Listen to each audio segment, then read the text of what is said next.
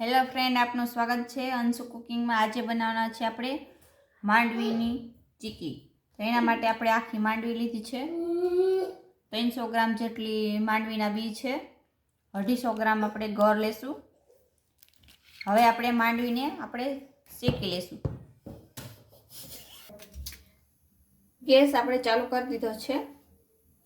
તવી આપણે મૂકી દીધી છે। તો હવે આપણે માંડવીના બિયા શેકી લેશું।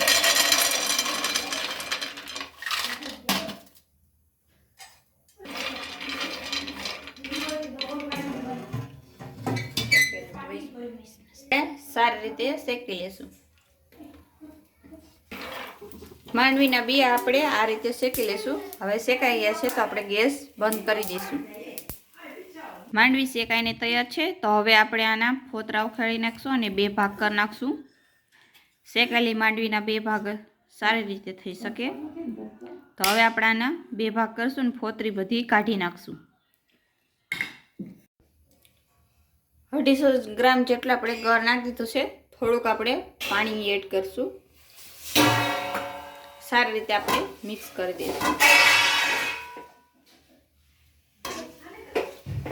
ગળની ચાયણી આવી જાય ત્યારે આપણે માંડવી અંદર નાખી દઈશું। એની અંદર આ રીતે આપણે ગળ ઓગાળી લઈશું। 1 થી 2 ઉફાણા લેશું આપણે ગળના રીતે, એટલે ચાયણી એકદમ આવી જાય। ચાયણી આપણે થઈ ગઈ છે। તો આપણે આ રીતે જોઈ શકીએ।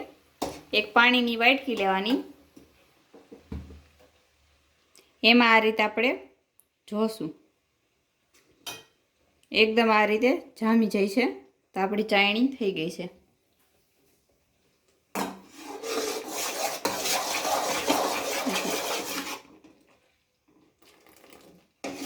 હવે આપણે માંડવીના બી આપણે ફોતરા કાઢીને તૈયાર રાખી છે। તો હવે આને આપણે અંદર એડ કરશું।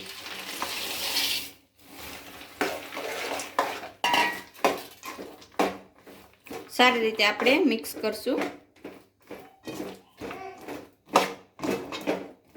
હવે આપણી ચીકી તૈયાર છે।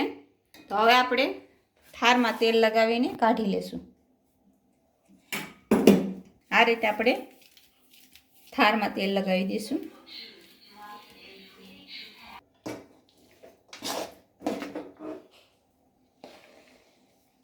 આ રીતે આપણે કાઢી લેશું।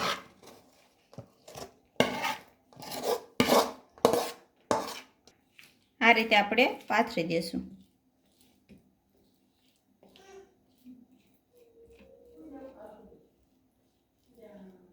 ચીકી બનીને તૈયાર છે। તો આપણે 30 મિનિટ સુધી આમ રાખી દઈશું। પછી આને કાપા પાડી લેશું। તો બજાર જેવી ચીકી એકદમ ઘરે પણ આપણે બનાવી શકીએ। જોઈ શકો કેવી રીતે સરસ મસ્ત બની ગઈ છે।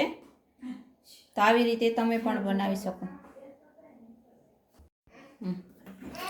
તો આવી રીતે તમે પણ ચીકી ઘરે બનાવી શકો। જો વિડીયો ગમ્યો હોય તો અમારી ચેનલને અંશુ કુકિંગને લાઈક કરજો, શેર કરજો, સબસ્ક્રાઈબ કરજો। ધન્યવાદ।